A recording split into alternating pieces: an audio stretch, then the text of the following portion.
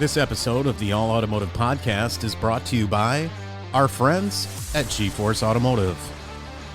GeForce Automotive is a certified service center through Auto Value. Want to make an appointment? Go to their website at www.geforceautomotive.net. Click on the banner that says Make an Appointment and make your appointment today.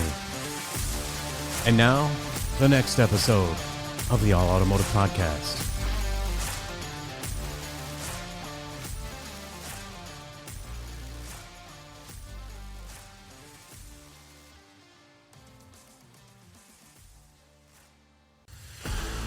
All right, welcome back to another episode of All Automotive. I'm your host, Matt Clawson, and today we're celebrating 1 year of podcasting. Yay!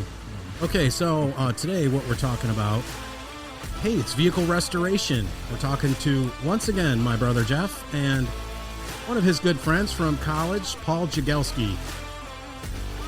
And Paul's got a couple of projects that he just did. One was a bike, apparently something you used to be able to buy out of the Sears catalog, of all things. So we're going to talk to him about that. And he also has a MGB, and we're going to talk to him a little bit more about that too. So it's all geared to restoration. And sit back and relax for the next half hour, 45 minutes, or however long we decide to talk about all this, which we could talk for, a long time, the next, I think. 6 hours. All right, so welcome to the show, guys. First off, let's introduce my brother's friend, Paul. What's going on, buddy? How you doing? Thanks for having me. I appreciate it. I'm, the novice YouTube mechanic, and here we go. There you go. All right, so tell We've us. all learned from YouTube. There you go. Tell us a little bit about what your thought process is. You bought this MGB, is that correct? That's it's a 78 MG. Okay. So I think the MGB's smaller, maybe. Yeah, I think so. Yeah. Well, yeah. And no, I was finishing the bike. It was coming to the end, and I was like, well, I really enjoyed the whole process and doing things, and I didn't want to stop. It became a great hobby to spend my time in the garage. I have 3 golden retrievers that absolutely love just sitting there in the garage. They weren't afraid when we were firing up the bike and shooting flames. One dog didn't move. And so then it just happened to be that I was on Facebook, and I think the first time it came up was a MG, the 78, and it was out of Sandusky. I bought it, and it was $500. And it didn't look horrible. It said it hadn't ran in 25 years. 25? So we went and Wait a minute. 20. Yep, and really? Yeah. So, oh my gosh! I'll send you the photos from the beginning to where we currently are.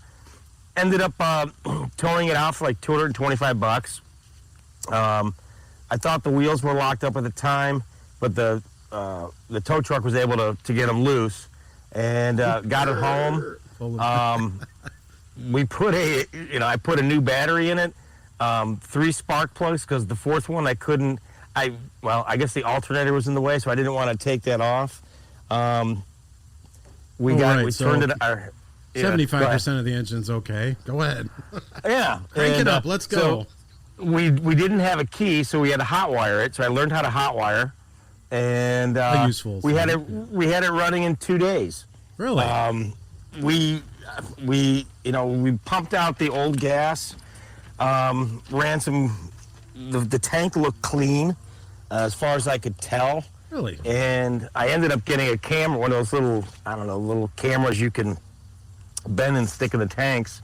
And I sent pictures to Jeff, and he was like, no, because I think it's pretty good. And lo and behold, the darn thing ran. Still haven't cleaned the carburetor. It's been a year. And then we started working on other parts of it to get it ready. So 25 years ago, the gas was put in this thing. So let's explain that just a little bit so people can kind of understand that. The gas 25 years ago didn't have any alcohol in it, so the breakdown of that gas may not have been that bad. So, wow, I would imagine that you probably lucked out on that deal. Yeah, I think, a running car for $500, how can you beat it? Right. And,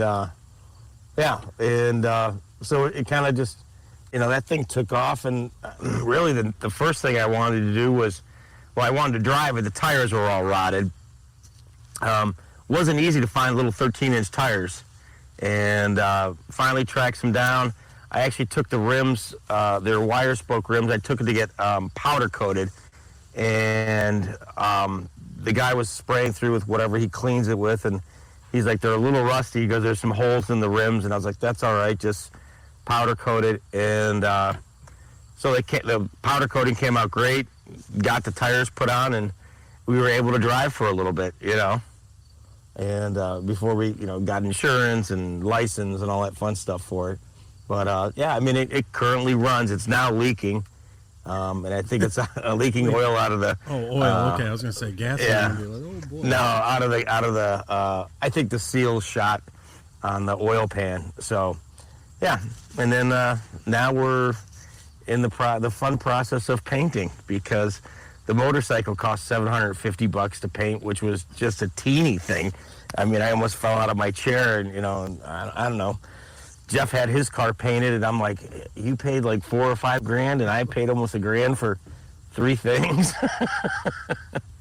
And I know, that's the process. That's the part of the process that I think I'm going to have the biggest trouble with, because I'm not. I said this in one of the other restoration episodes. Is like, I am not a body man by any means at all, but I am willing to learn all that stuff and know it. And I've been around, and I did work in a body shop for quite some time, so I know how to.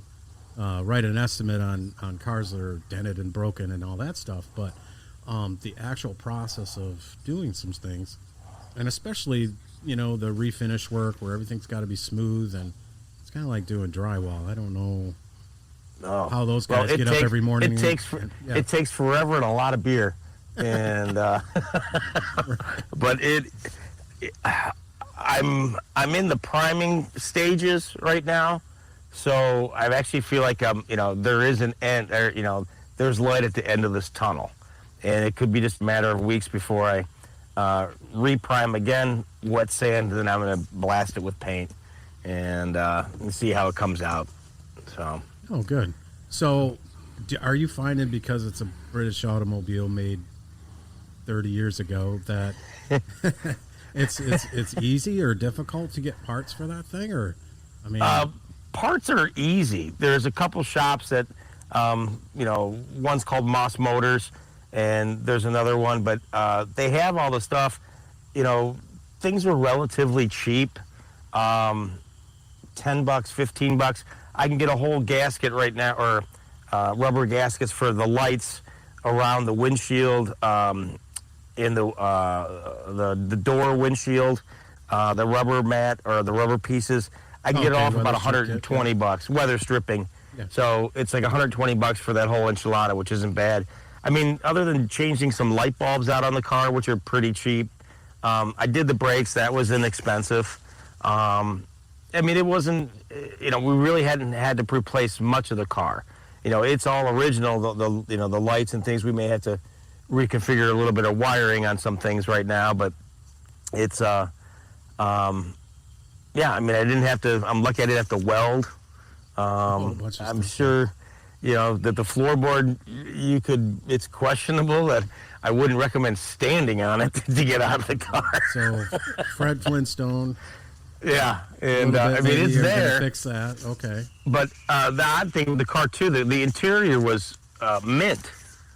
Oh, really? And even if I couldn't sell or get the car to run or work or whatever, I spent $500. It came with I'm going to mispronounce it. It's called, is it a tonneau top? Is that what they call it? The covers for the convertible. So the back. The tonneau cover.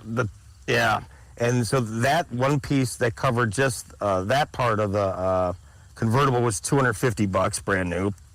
I got one that's pretty much mint, and then I got like a winter storage type top cover that's mint as well. That's worth like $300. So I probably could have sold those two things and got my money back for the car. And you didn't have to go very far to get this car, right? About 45 minutes. Oh, okay. So it wasn't bad. Yeah, it's, I think, well, there's no computer on board. So this thing is I mean, I don't know. Maybe it's a giant go-kart. It doesn't know, and it's not going to get information downloaded or exported to it. No, and I mean, I hate to say for me that, it was since it is British that using the metric tools, so I had to go to the store and buy some tools and things which I've now accumulated, or go to garage sales or estate sales when people are selling stuff to, get it for pennies on the dollar. I do know a guy. One of my other friends that is into cars too. He brought some Snap-on tools to me. He's like, "Yeah, I bought these at some auction and they're kind of broken. Can you get the Snap-on guy to warranty them?" And he did. He's got all brand new ratchets. There was like 3 or 4 ratchets that were messed up. So yeah, that's definitely something that's a great idea, man. Yeah, no, I mean, it was funny because I just sent you literally maybe a quarter of a mile down the road, some retired mechanic selling a bunch of stuff starting tomorrow, and I sent Jeff pics. I'm like, hey, anything you want, let me know. We'll get a price and we'll buy it. Well, I unfortunately have a box. My toolbox, my main toolbox, is still at the shop, and it's rather large, and I've got quite a lot of stuff in there.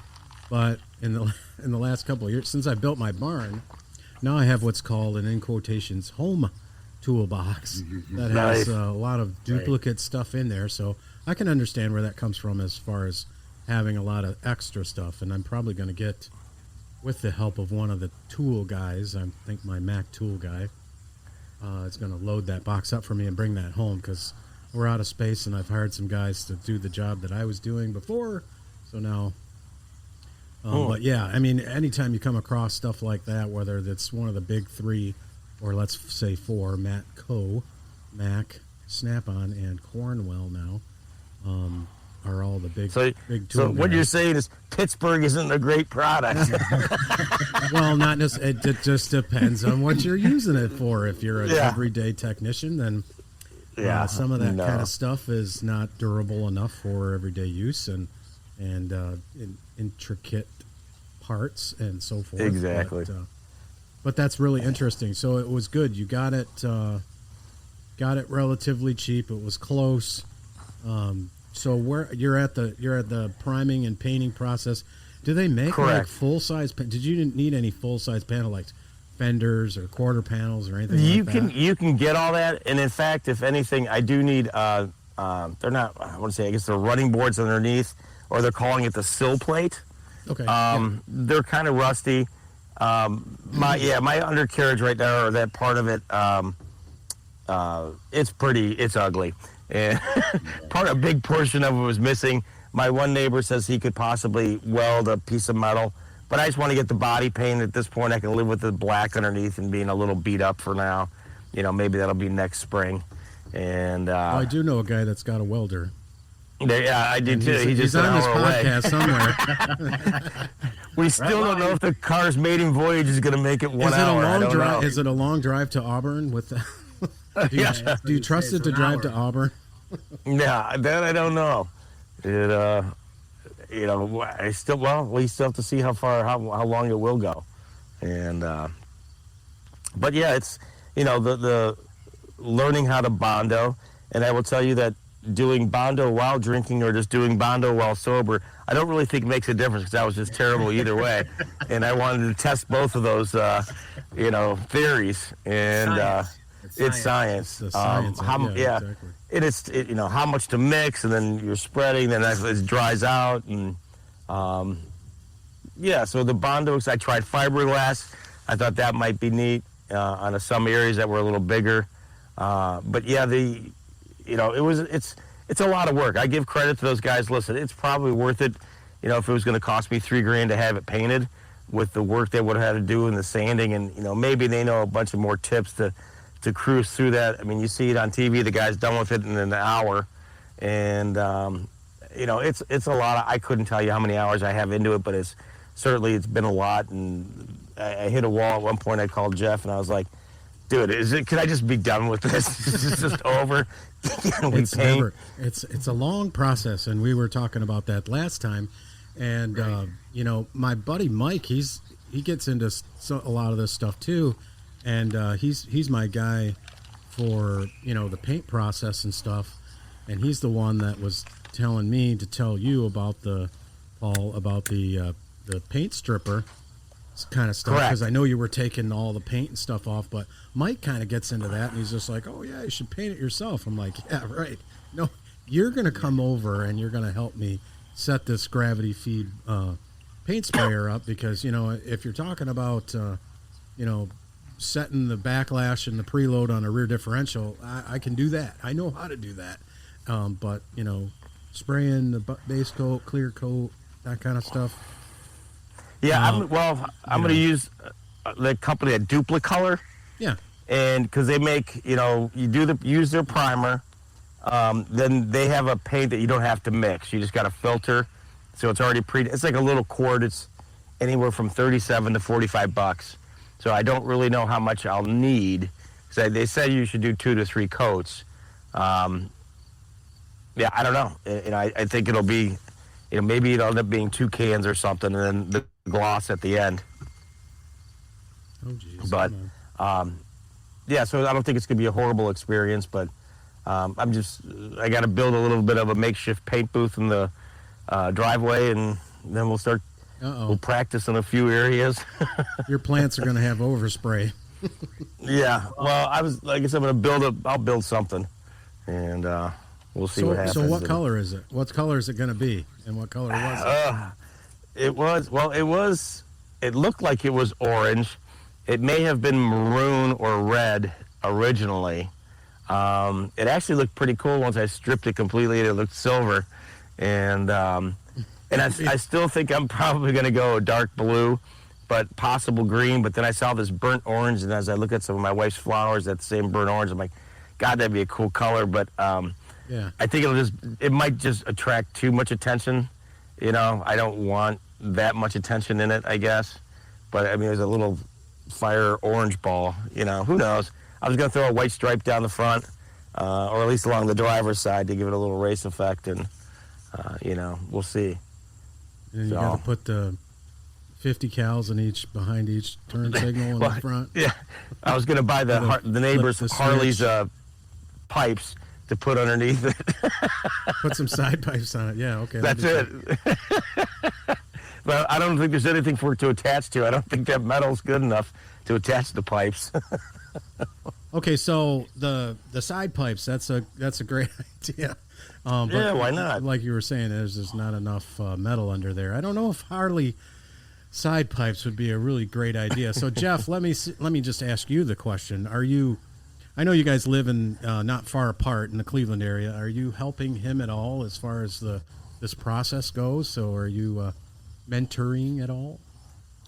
I mean, I guess you could say that. I did go over to Paul's house when, you know, not long after he first got it, and we, you know, tried to assess, you know, what he had. He already had it running. He had it running pretty much without my help. I mean, we talked on the phone a little bit, but he had it running without my help. And then we worked on the brakes a little bit to get some stuff apart, and to try to figure out it's you know, it's unlike other stuff that I had worked on, you know, mostly American cars. I had never worked on an MG, so it was like we were both learning a little bit there, so that was fun. But most of the rest of it, Paul has done by himself. I mean, we talk a couple of times a week, probably, Paul and I, and we, you know, he'll ask a question and I'll try to help him answer, give him some guidance, and then he'll shoot me pictures, and we'll do it that way. I think it's been cool because it's a interesting thing for me to try to explain, you know, the different things. Yeah, it's hard because you're not doing it. You're trying to explain to somebody, you know, how to do it, and that's been fun. You know, I think we both had fun with it. Like, absolutely. I love to see the progress, and you know, I'm really as excited as Paul is when he gets the next milestone. So you're down. So you're down for beer and Bondo. Exactly. Beer and Bondo. Absolutely. Beer and Bondo. Yeah, I mean, it's, you know, I'm lucky to have someone like Jeff versus, you know, I hate to say it's kind of hard to read if you're reading using the forums that people are writing about, because it's like they're always missing something that I need, or, you know, and I will tell you that I think the biggest trick or tip Jeff gave me was, and I want to say it was either learned from your dad or it was your grandpa, but it was on a rusty bolt to heat it up with fire and then quickly cool it with ice water to kind of get it to crack. And, I never knew that or even thought about or even would have, guessed to do that. And, but it's worked pretty much for every bolt on that car. Right. Well, I mean, it's sat for 25 years, so it's going to have a little bit of rusty bolts here and there. And, and in Michigan, we've got like 7-year-old vehicles or 5-year-old vehicles even that we've got to heat it till it's red hot and let it cool off. And there's a couple of different ways that you can accomplish that, I guess, with your oxyacetylene torch and also maybe some MAP gas if you sit there and you are patient enough for that. And then there's also those cool little heat inductors, too, that you just plug into the wall and you put it over the bolt and you push the button and then the inductor actually gets it pretty hot. And, those are $300-$400. Obviously, that's a little bit expensive for some people to get, but and so are acetylene torches because you don't run across those every day. Yeah, because I'm using it's a $14 attachment to a mini butane tank that we use for cooking. That you're burning the sugar on a creme brulee or something, or if you want to get a jar and it gets a nice pointy flame, I'll send you both one. It works great, and it's kind of small, so it gets in. That car's tiny. Jesus, how does this car get put together? And, so you're using your cooking knowledge, and now we've talked about that a little bit back on our first episode. We were talking about you, unfortunately or fortunately, we were talking about you, and it's just like we were trying to relate the car restoration thing to kind of the average Joe, and I hate to kind of use that terminology, but when we're talking about restoration and this is one of the big reasons kind of why I wanted to have you on the show is this, like, it's not just for us car guys. Us car guys are more than willing to help you guys get up to where we are possibly, and maybe you can do things that I'm not really good at. Sure. Yeah, I hate to say it, I wasn't into this as a kid by any means. We worked on our BMX bicycles and stuff, but it just, the years went by or whatever it was, and kids in life and didn't have any time. And, when I originally bought the bike, and I paid $300 at an auction, it was, right prior to the pandemic. And I had some extra money, and I was like, man, I just, saw this beat up motorcycle. I was like, can I fix this thing? How does this thing run? And so I thought for $300, who cares, right?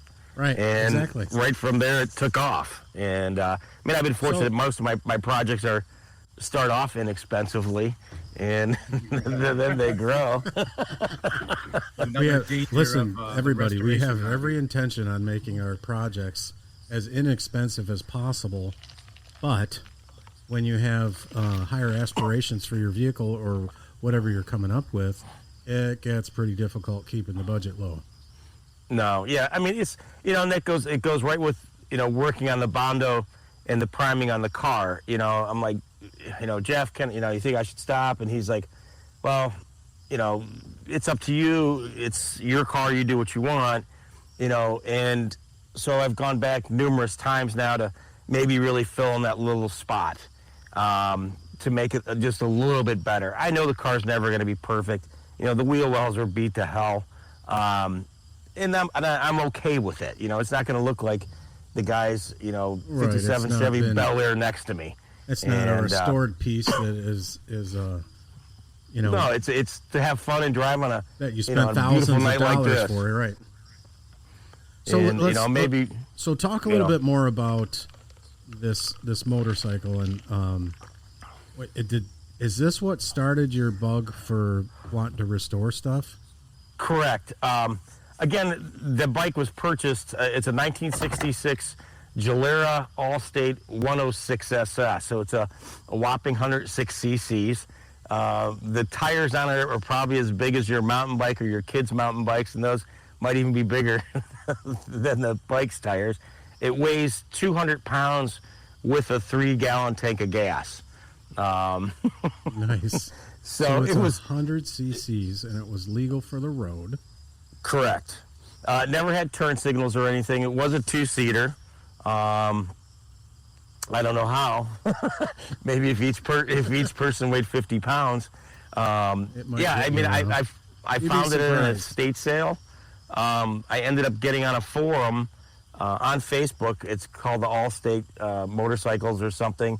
And so I started working on it. It turned out that, I asked some questions, and this guy was like, well, I'm willing to sell you a manual. And he's like $25 or I had a manual, and he said, you got the wrong one. And he goes, or send me $25. I said, fine. He's like, I've got all kinds of parts if you need it. And I'm like, fine. And he's like, I go, well, where do you live? And he goes, Wellington, Ohio. And I'm like, Wellington? It's 20 minutes from my house. I was like, I'll be there in 30 minutes. And this guy ended up being the guru. His name is Bill, super nice guy. He's got all the parts. He used to work for a Sears. So I'm lucky that there are parts available, and he's getting older, wants to get rid of it. So he's like $5 for this, $5 for that. I bought a second engine as a backup for $60. I mean, how do you get an engine for $60 a backup?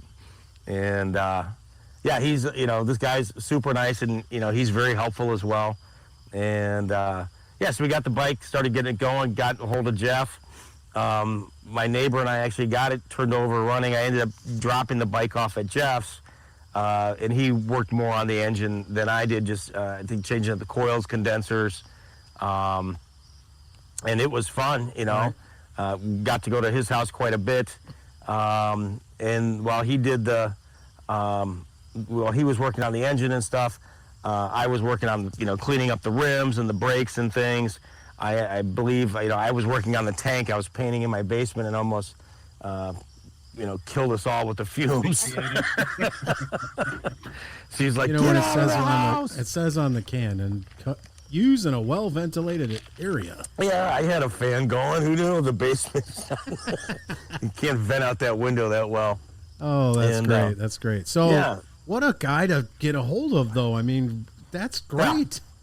Yeah, it just, because I knew Jeff he had a bike, and I knew he had the car, and so I was like, hey, and he's like, yeah. So we started walking through it, and I remember, I emailed him the manual, something like 65 pages or whatever. I'm like, here we go, So at least he had something the same as I did, so that we could look at it together and say, okay, look at this schematic and whatnot. There it is.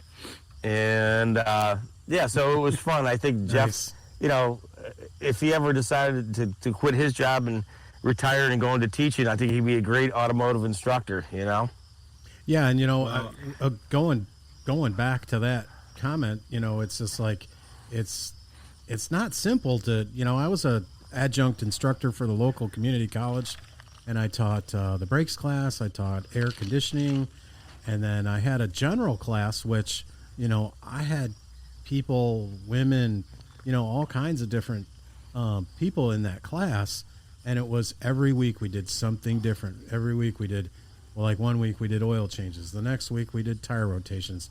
And it was all about tires. And then the week after that. So it was just, and that class really was kind of rewarding. And, but unfortunately, that community college decided to go in a different direction, and the automotive program kind of dissolved itself. But the need and the want is still out there, and we still do have like a community career center, and they do have painting classes like for cars. And we were there, and the reps from the paint companies were there, and now I've got the mask so that I can wear when I'm sanding and when I'm painting. We got one of those to be in the class, and so I learned quite a bit on that. So I would encourage, people out there that, there's things out there that will help you do that too. So.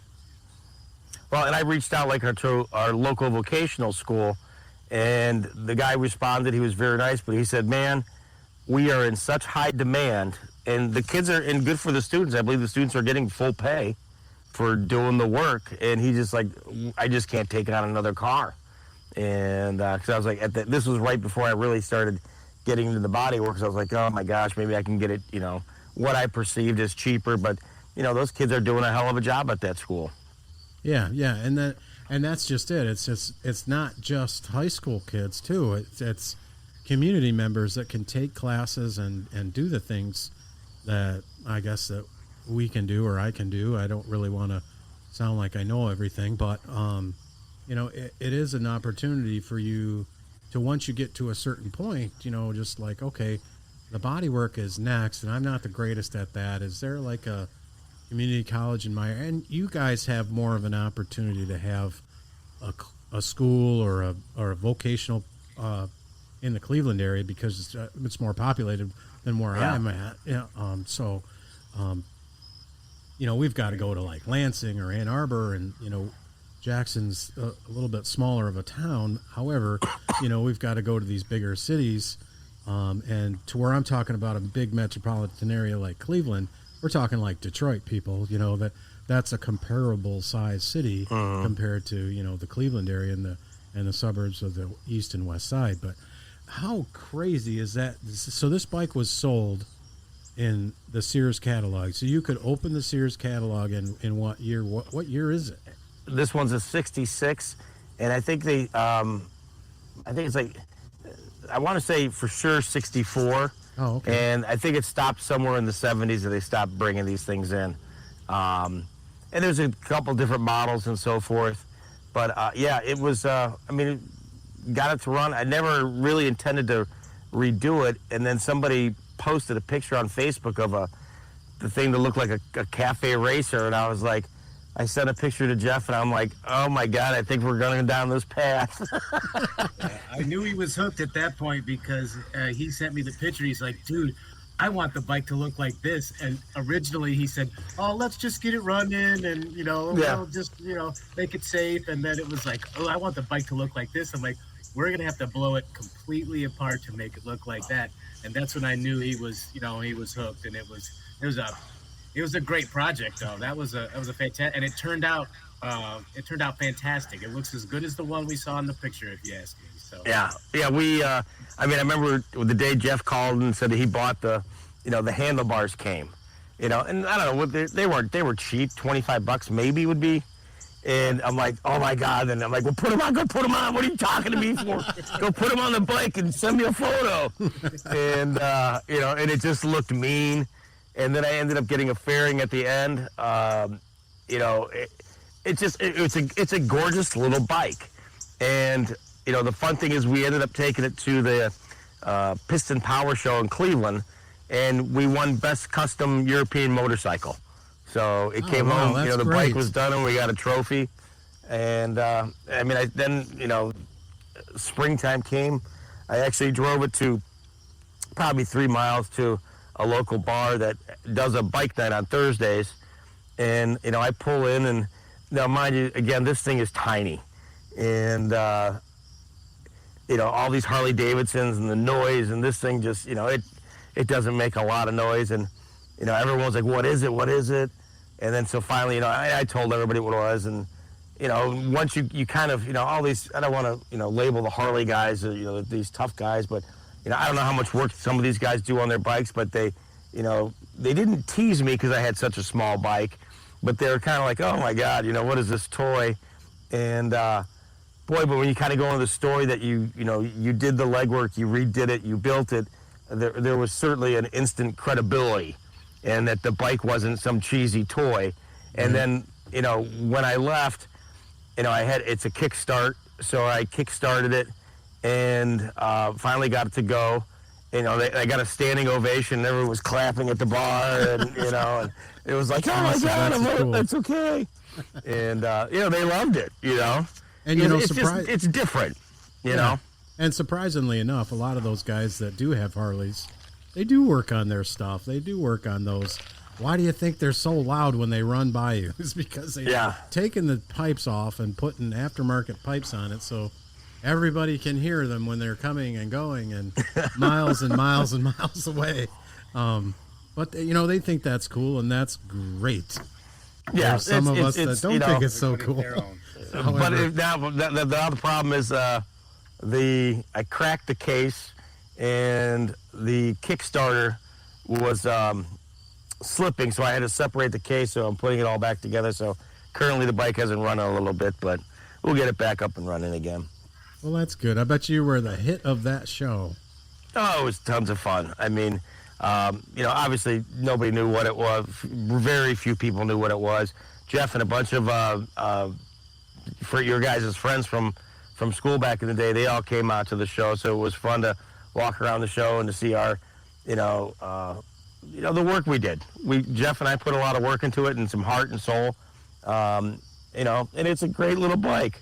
Yeah, Jeff just texted me a picture of the completed unit, and it does look really good. And I think you sent me a picture too. Yeah, I'll send you afterwards when you put the fairing on, and I'll upload that to my social media page. And because I'll send you looking at that, the original pic of what it looked like. Okay, that's cool. But yeah, I mean, it's not a Harley Davidson Road King, and but it's a cool piece, and it's obviously a conversation piece if you sit there and gee whiz, if you could carry a lawn chair on the back of on your back as you got to this show and could sit there, you just people would just come by and just like, oh my God, look at this cool thing. And it came with that cool helmet that you got a picture of now. That one didn't get restored. Oh, yeah. Well, that'd be cool to just hang that on the. Oh, absolutely, hang it on the wall. Like sand it all down and paint it the same color as it and just hang it there. It's not going to protect your melon if you fell. No. But if you wiped out. Yeah, that's garage art. Yeah, that's definitely something. Matt, have you seen Jeff's Beetle yet? Yes, I have, and let's talk about that. He surprised me with that the last time I was down there, and he's just like, "Oh, you got to come out and check out the new toy." So we go out there, and I don't think I've ever seen one of these with the setup of the transmission that's in it. And Jeff, maybe you can elaborate a little bit more on it. It's a 1971 Super Beetle. It's an early Super Beetle, so it still has a flat windshield and it looks like a standard Beetle. I'm learning a lot about Volkswagens and Beetles. I've always wanted one of these cars, but this is the first one I've ever had the pleasure of working on. And with the transmission that Matt's talking about, it's called the Auto Stick, and it's basically a cross between a stick shift and an automatic transmission. You can sit at a light with it in gear and your foot on the brake just like you can in an automatic. But then when you start going and you need to shift, you actually have to move the gear lever. You have to let off the gas, move the gear lever, and then go back on the gas. So it's an interesting cross. I'm not sure why they ever thought to do it this way. But from what I understand, it's a rarity now because a lot of the cars that came with this system had the system removed at some point in its life to simplify it, and they were converted to stick shift. But this is a vehicle that was really well cared for its whole life. I'm the third owner, and it's my truck is sitting outside right now, and my Beetle is in my garage. In the house garage or in the shop? In the house garage. Wow. Yeah. So that is just fantastic. Well, you were having a garage sale when I was there. Yeah. So it's in there now, and it's a lot of fun. I mean, it was a car that I never thought I'd get my hands on, but the way the world worked out, I was able to buy this car. I bought it well. It's. But you restored it for the lady, didn't you? Well, I didn't restore it, but I revived it. It had been sitting for 4 or 5 years, and I went through the brakes, and that was more than it sounds like. One of the backing plates was rusted out. I had to I had to do new rubber lines. I had to do all new bearings. The bearings are integral to the drums in those cars, so I replaced the bearings and the drums. And right. So, like a Chevy, two-wheel drive Chevy truck or something like that. Yeah, like the older truck. And then the rear ones bolt on, and that nut on them, it needs like 200 pounds of torque on it, which you're putting 200 pounds of torque on something one time with a standard torque raise. That is a difficult thing to do. Anyway, most of them only go to like 100. So yeah, that so must have been an anyway, interesting deal. Yeah, that's it was fun to work on. It wasn't my car when I was working on it, but then I was able to buy it after I had worked on it. So it's a joy to be able to go out and just hop in it and drive it around, and uh, you get thumbs up, and you get waves, you get the whole thing. I in a parking lot the other day, and some lady was like, "Oh, I just love your car." You just get it from all sides. I've never you get gotten it so for the much attention. chicks. Yeah, right. Yeah, exactly. Well, I have enough women in my life already, but yeah, it's There a you lot go. of fun. No, Dude, yeah, I love Yeah, it it's a lot of fun. when I saw the car and I went inside of it and it smells like a Beetle. I remember my babysitter used to have one, and whether it's the vinyl or whatever it is, there's just a scent. It Oh, yeah, smells the Volkswagen. Yep, you got it. nostalgic, and yeah, it's just, I think it's so cool. Well, it's funny because I've got in the house garage with the windows down, and the whole garage smells like that now. So That's not a bad scent. The you know? Volkswagen smell in my garage. That's it. It's Yeah, gonna be the new. and I was intrigued by it too because I have another friend that I grew up in high school, and he's a big German guy, and he works at a German auto repair facility in the Nashville area now, and he just has got. He had a Beetle when we were growing up, but it was like a stick shift one, and we did all kinds of stuff to that. Changed the carburetor, and we changed the cylinder heads from single port to dual port, and we did some other things to it. So they're not really that difficult to work on, but you got to kind of still know a little bit about them, and the information's out there for those too. There are a lot of Beetles are like 68 Camaros or whatever. There's so much information. It's hard to, it's actually hard to figure out what information to use. I recently ran across a book that was written, I don't know, it was written like 30 years ago, how to keep your Volkswagen alive, and it's a very cool book. It's illustrated. It's a lot of stuff in it. There's been so much effort put into to working on Beetles. You can really find whatever you need. Yeah, and it's a cool little car, and like I said, when I saw it, when you open the garage, I'm like, the color is just cool too. I'm a big fan of orange. I had an orange Chevelle when I was growing up, and so that's kind of one of those colors for me that's just like that's just awesome. And but Delilah's not going to get painted that color. Delilah, my 68 C10 is going to get painted a teal color, which is almost reminiscent of I would render a guess is it maybe like a robin's egg color, if you will. Was that original color to that that truck? No, this truck. I've done some. I've tried to do some research on this truck, but I believe that this truck was a municipal truck because it's a long box step side, and it has a factory antenna that comes out of the center of the rear. There's no way it can't be a factory antenna for some sort of city vehicle or CB radio or something. DPW. Yeah, it's a CB radio antenna that's right out of the middle of the roof, and that's going to be something I'm going to keep on there. And then it's got I don't know if you want to call them the West Coast mirrors on the side. It doesn't just have like a standard round little mirror that hangs off the door. It's got the brackets that come around and the big paneled mirrors. And it is a 4-speed with a creeper, and it's a straight 6 currently, but we've decided to transplant a LS style engine into it, and I got a call from my transmission guy just today that awesome. My 4L80E, my transmission that I had him overhaul for me is, and he's got it painted all black. He got me a new transmission pan, got me just a regular torque converter, so I'm excited about that. How many horsepower will it be then? I'm not going to do anything really crazy with it. Yeah. I was just going to tear it. It's a 6-liter that's got like tons of miles on it. So the engine and transmission came out of a 2002 3/4-ton Chevrolet pickup truck. And I don't even know. I'd have to look up what the horsepower rating is stock.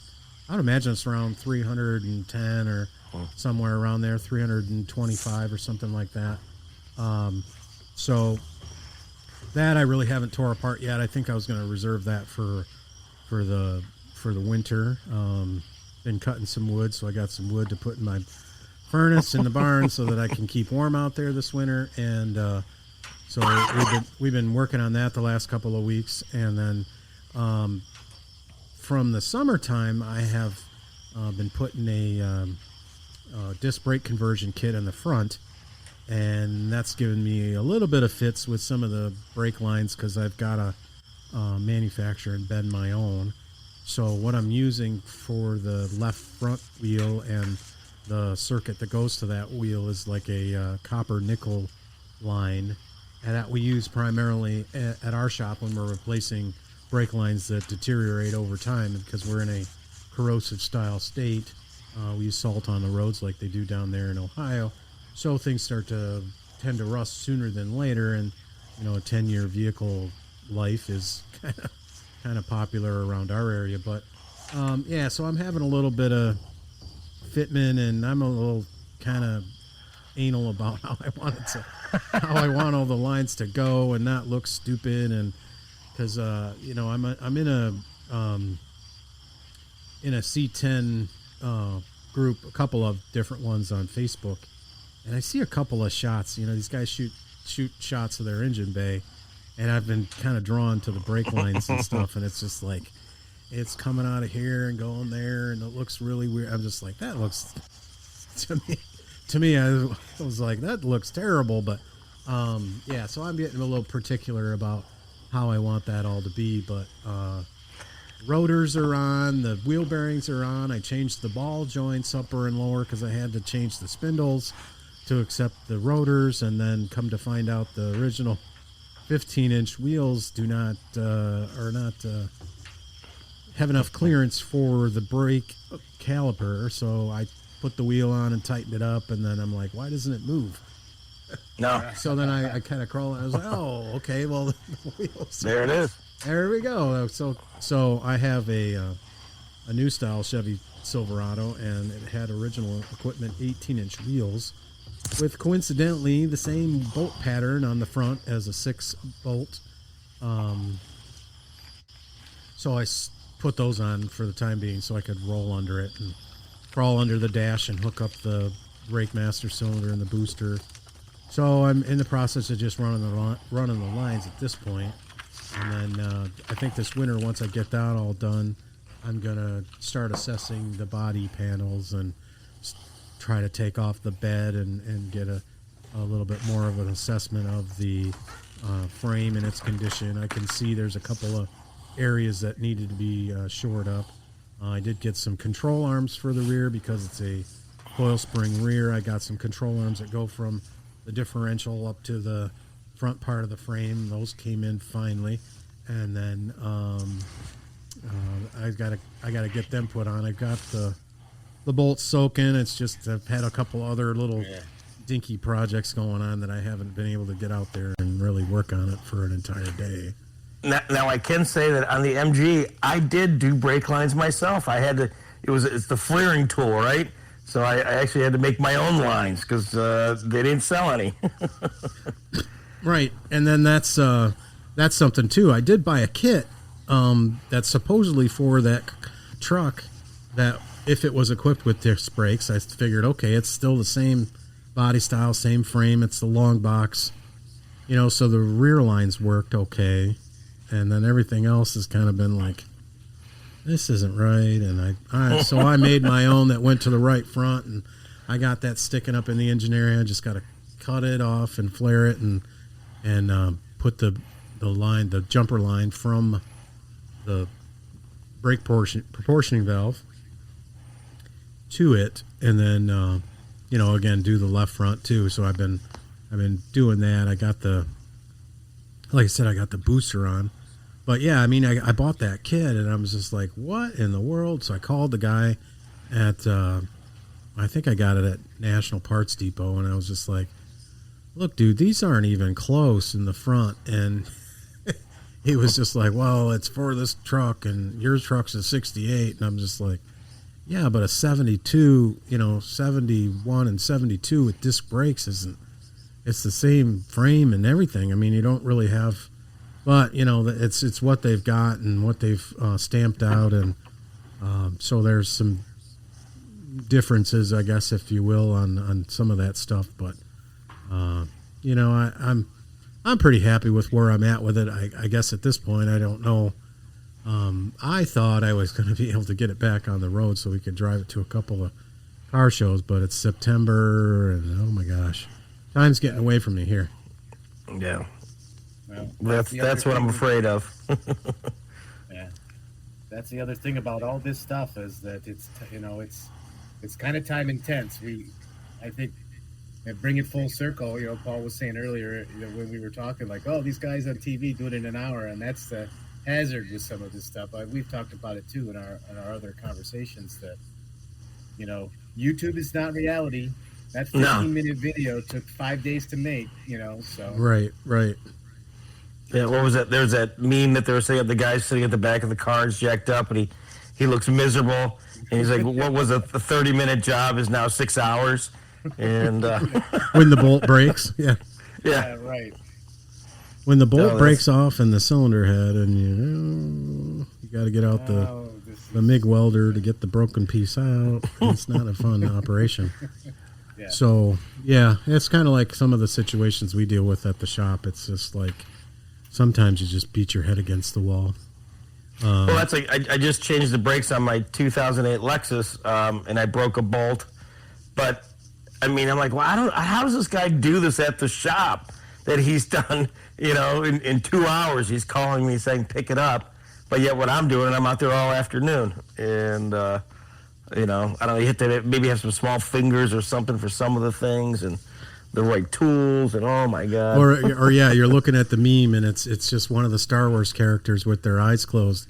And it's just like, that's what I'm doing. I'm behind the cylinder head on a front-wheel drive vehicle trying to get this nut to start because I can't see it. It's exactly. like, use the force, Luke. Yeah,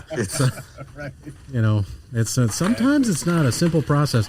I'm going to share this story with you guys because we finally got this car fixed, and this is one of the things that people don't understand how difficult our job is at times. And so we had a lady with a 2014 Chevy Camaro. Nothing really spectacular about it. It's a V6 convertible Camaro. She just bought the vehicle from Carvana. And so when she would put down, it's got little rear quarter windows and they're power down and up. So the story goes, she puts the right rear window down, and then the right front window goes down by itself and stops once the right rear window gets stopped. Oh, that's interesting. So I'm like, okay, so we're looking at the wiring diagram trying to figure out what's going on. So this has a control module which takes the input from the driver's master switch and sends it to the body control module, and it says, we want the right rear window to go down. Okay, so the right rear window goes down. But why is the right front window going down? We're not telling it to go down. So in our diagnosis, we're like, okay, there's separate signals that go to each one of these windows. And then come to find out there's only one signal that goes to each one of the rear windows. And then the right front window has a separate circuit line that goes to it. And we call those, affectionately enough, a local interface network, or a LIN bus. And what happens is the body control module, and after talking to my technical assistance guys, once you initiate one of those LIN bus signals, all of the LIN bus signals wake up and decide to send voltage out. So come to find out, after lots of pain and suffering, that the window motor decides if that signal it's receiving is the one it should receive so that it'll go down. Oh, no kidding.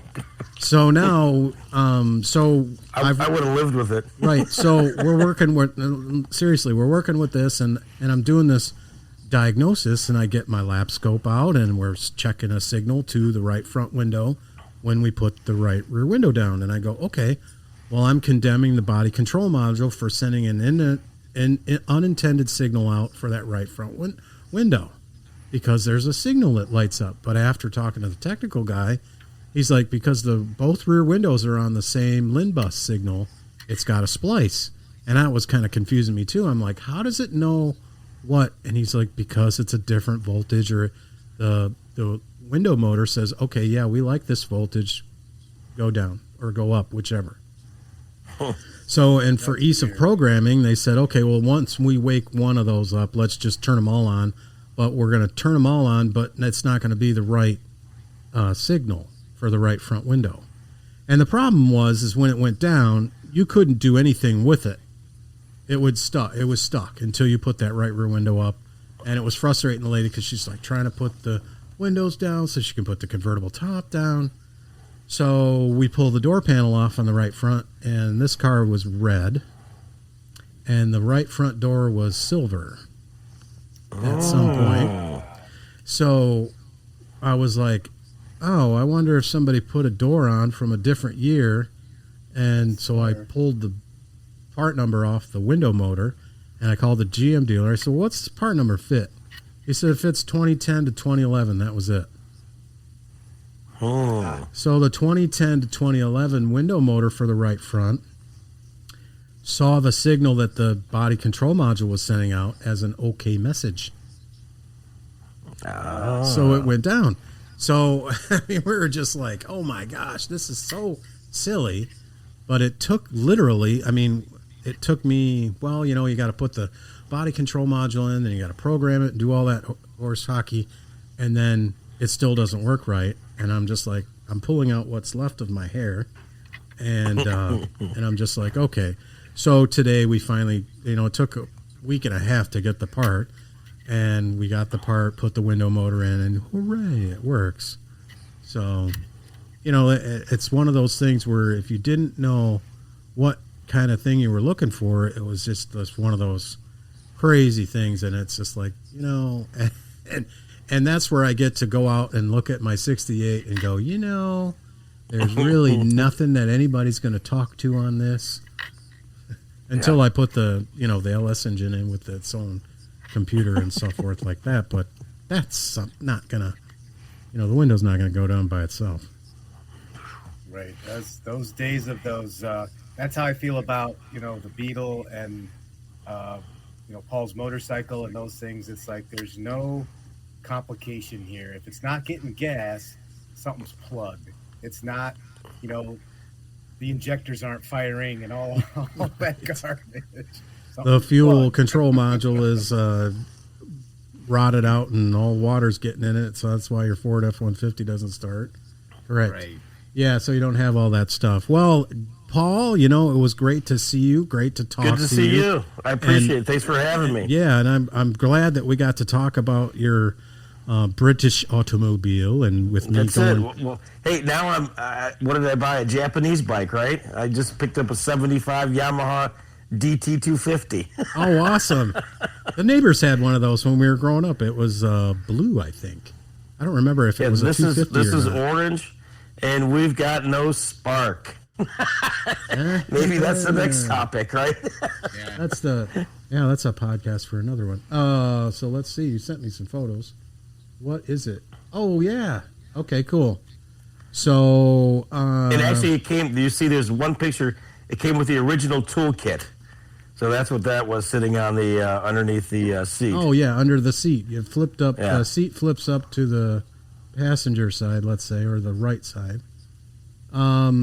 I'm gonna guess that behind that flywheel there's some sort of magneto or points or something that's firing a coil. All the above. Yeah. So I just bought some new points, a new coil, and a new condenser. But I think whatever I got's not the right stuff, so I got to order another one. They're relatively cheap too, so it's not too bad. Yeah, I've got another friend that he's restored a couple of older Hondas, and it was the sister bike of the Goldwing. It's got that style engine in it, the 500 version of that. That was more of the not the big fairing and stuff on the Goldwings, but it was the step down from that, the 500, and he just got that all done, and that bike looks like your guys' Gilera, and he did a fabulous job with that. But yeah, so yeah, I'm excited to hear some stories about that. We'll have to get back to that one in the next episode. But again, hey, Absolutely. Paul, it was good seeing you. I mean, I appreciate you being on the show. I appreciate it. Good talking. Jeff, hey, thanks for filling us in on the bug. New car, new toy to mess with. I always like those. I'm happy to be here. I could talk about this stuff all day. You know that. I want Jeff to get another dirt bike now, so we can go to that Mid-Ohio show. We can both break our butts together.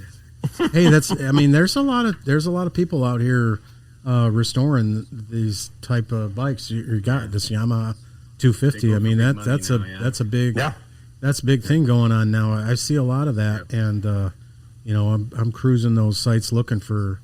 I kind of wanted to find an old XR100 like I had when I was a kid, and I've yet to find one that meets what I'm trying to get. And I don't need it. Doesn't need to be perfect, but it's something I'm certainly looking for. But again, Paul, thanks for being on the show. Nope, thanks really for appreciate having me. it, Jeff. Good talking to both of you guys. And good talking, guys. Yeah, thanks for being on the show. I really appreciate it, guys. No problem. See you later. All right, bye, everybody. All right, that's going to do it for another episode of the All Automotive Podcast. I'm your host, Matt Clawson, and thanks to my brother Jeff and his friend Paul Jagielski for being on the show today. Really appreciate it. We talked about a lot of stuff. Hope you guys are getting your projects done. Hey, folks, don't forget about my last episode. It was on online car buying. Guess who just got in trouble in Michigan for not getting titles to their customers? Carvana. So watch yourself on the online car buying sites. Go back and take a listen to that episode. It was really good. Until next time, I'm Matt Clawson saying, keep the greasy side down.